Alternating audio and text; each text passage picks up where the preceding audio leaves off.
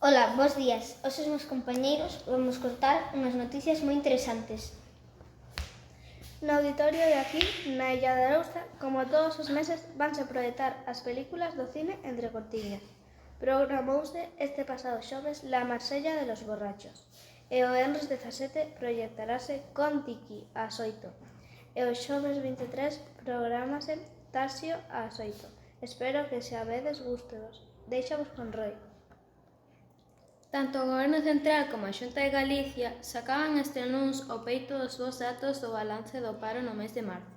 As necesidades do mercado laboral asociadas á celebración da recién despedida de Semana Santa derivaron a nivel estatal nunha reducción do 0,94 do número de demandantes dun contrato nas oficinas públicas de empleo e do 1,2% en Galicia, donde o colectivo contráxose en 1.388 personas. O sábado 2 de maio hai unha xuntanza en Vilagarcía de nenos e nenas fans do K-pop que van a bailar e facer xogos. Isto é porque non hai grupos musicales de K-pop cerca de aquí. O anterior 12 de abril xogou o Céltiga no campo do Barbadás.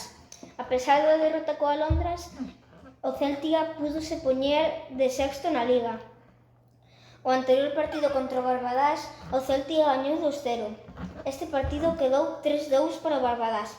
Esperamos que forades. Apertas!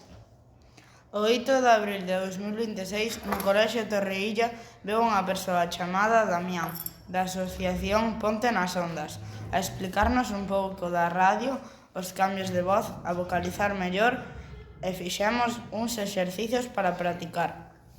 E ata aquí este informativo. Adeu! Adeu!